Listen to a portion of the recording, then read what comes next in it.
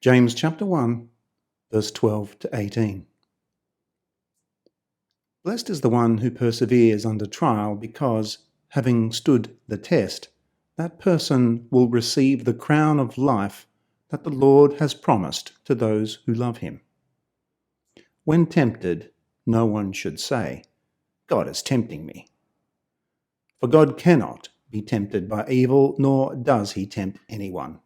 But each person is tempted when they are dragged away by their own evil desire and enticed. Then after desire has conceived, it gives birth to sin, and sin, when it is full grown, gives birth to death.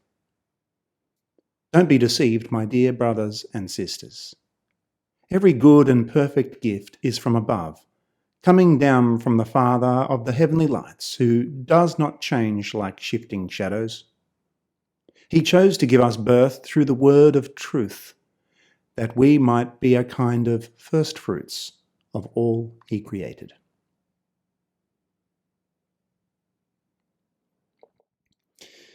That which does not kill us makes us stronger.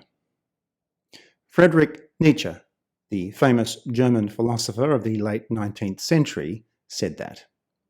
He said it because he saw the hard times in life and people's ability to strive through them and become better people as evidence that God is dead. He called it life affirmation. He championed the modern idea that the creative powers of the individual in hard times could make a person better than if they were left to live only in good times.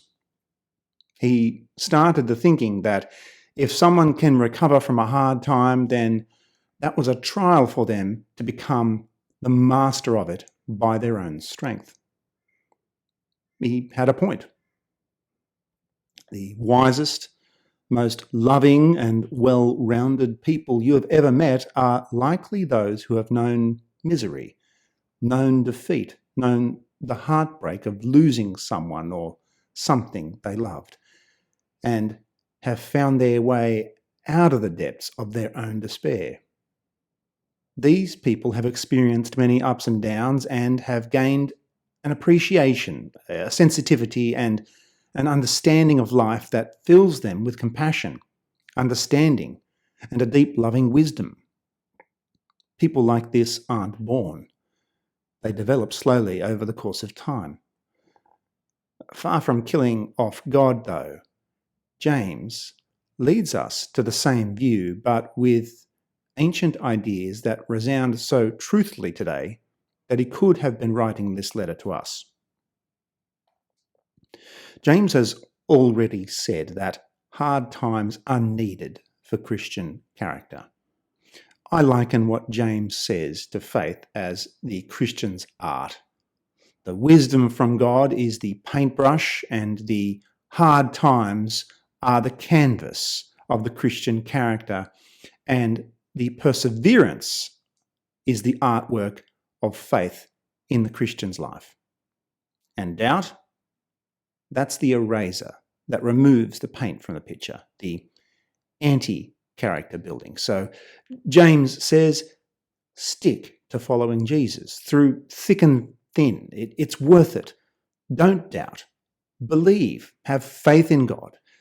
And hard times only make you stronger in faith. The question that looms for the next part of James is a little under the surface. You may ask, how do I stick to being a Christian? If hard times don't go away when I follow Jesus, how can I stick to him? If hard times increase because I follow Jesus, how can I continue to follow him? Sure, I'll ask for wisdom from God, but scratch the surface of any thinking person, and it won't take long to get to the doubt that these questions reveal. Why should I follow Jesus? James' answer is quite straightforward. James 1:12. Blessed is the one who perseveres under trial, because, having stood the test, that person will receive the crown of life that the Lord has promised to those who love him. Perseverance is a necessary ingredient to genuine Christianity. And a real Christian on the long haul sticks. He or she perseveres. There may be ups and downs. There may be special victories or temporary defeats, but precisely because the one who has begun his work in us also completed it, real Christians stick. They continue to be those who love God. So Christians facing hard times must see not only the threat of unpleasantness or the disappointment, but also the challenge for which God's wisdom equips us. To press on, always press on, knowing full well that the ultimate reward revealed by God's wisdom is the crown of life, the crown that is life, life in its absolute magnificence, the life of the new heaven and the new earth, the heritage of all Christians.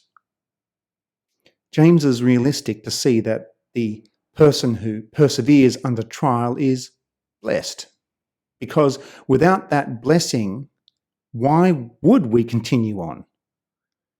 It is easy to remember the coming blessing if we are wise to God. And to be wise to God, James 1:5 said, if any of you lacks wisdom, you should ask God, who gives generously to all without finding fault. That is why we Christians, as James 1:2 declared, consider it pure joy whenever you face trials of many kinds. So we started off with hard times, leading us to joy because hard times reveal that we are really blessed by God. Hard times show our faith and trust in God, and that perseverance of our character reveals the truth of our future, the crown of life. But James is no fool. With brevity and clarity, he moves us straight to the issue we might have had with those things. In the hard times themselves, we will want to move away from God. There are things you need to know about yourself, your sin, and what to do about it. James says this starts with knowing the ins and outs of temptation. James 1:13, when tempted, no one should say, God is tempting me. For God cannot be tempted by evil, nor does he tempt anyone.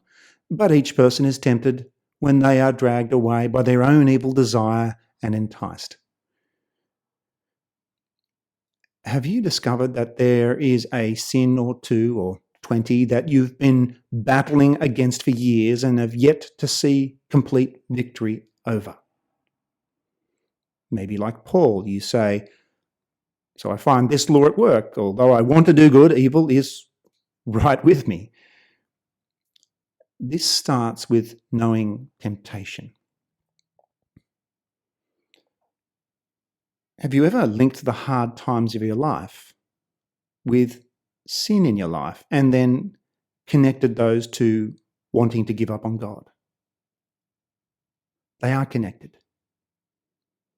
Giving up on God or flexing your I don't need God much right now muscles is always linked to sin. Sin, of course, being rejecting or moving away from God, not simply breaking rules. The Bible says that you have died with Christ, and it is no longer you who lives, but Christ in you. Why do we struggle as Christians with Jesus in us? Sin and that thing that leads to sin, temptation, the desire to reject God, you may not like the idea that struggling against sin is and will be a reality for the rest of your life, but the sooner you accept it, the better off you will be. Know where your temptations start. They will be the things that make you give up on God. Perseverance never leads to strong faith in God when hard times lead you to giving in to temptation. What doesn't kill faith will make it stronger. And temptation is different to trials. Both are hard times for the Christian, but we are told only to avoid one of them. Trials lead us to God and strength in persevering in Him through faith in Him. Temptation will always lead away from God. That is why God cannot be tempted, because you cannot lead God away from God. Now, doubting is what we do. It was how we were tempted in the garden. But doubt is not the only way to be tempted to reject God, especially in hard times. Unfortunately, this is kind of built into us. James 1:14, each person is tempted when they are dragged away by their own evil desire and enticed. Know temptation. Know the formula. 3 things go together to make temptation. 1, the temptation. 2, the tempted. And 3, the desire. Temptation drags you away from God, but it also takes you to where you want to be. Holding in fear or anger or anything and pretending is what most people will do. What is on the inside will eventually come out.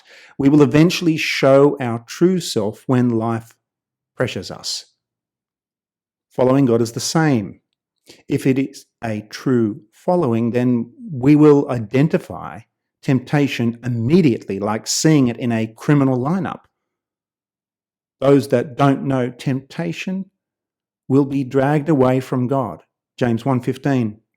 Then after desire has conceived, it gives birth to sin, and sin, when it is full grown, gives birth to death.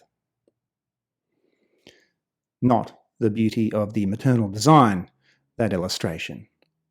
More like a cancer growing in the womb.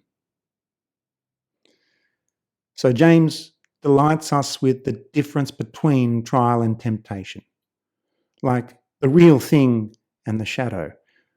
Trial is designed to bring you closer to God. Temptation is designed to drag you away from God to death. Know the difference. Hard times are not the indicator of what is trial and what is temptation. James 1:16. Don't be deceived, my dear brothers and sisters. Every good and perfect gift is from above, coming down from the Father of the heavenly lights, who does not change like shifting shadows. He chose to give us birth through the word of truth, that we might be a kind of first fruits of all He created. Basically, a trial will lead you to know better, with the wisdom from God, of what the good and perfect gifts from above are. A trial will lead you to know better how God does not change like shifting shadows. A trial will lead you to know better how He chose to give you birth through the word of truth. A trial will lead you to know better how you, even in hard times, are the fruit of God's vine, and He created you to love you and to have you love Him. If a hard time does not lead to these things, it is almost certainly a temptation and not a trial. At the heart of temptation is questioning if God really does know best for us. We need to be convinced that God does know best for our lives. We must not forget or ignore that being a kind of first fruits of all He created is how much God values us. Temptation is only a problem for those who are serious about living faithfully in their relationship with God. If you do not care about how you live in God's sight, then many things won't be a temptation. You'll just do them. Some people make the mistake of thinking that being tempted is wrong or sinful. Temptation is not a sin. Jesus was tempted.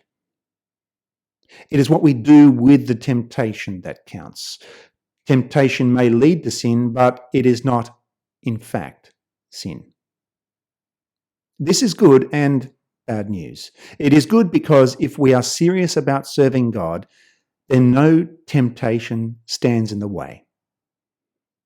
It is bad news because we have no excuses. No temptation is too big. But the good news, again, is that which does not kill us makes us stronger. And that which kills us will not be a result of sin.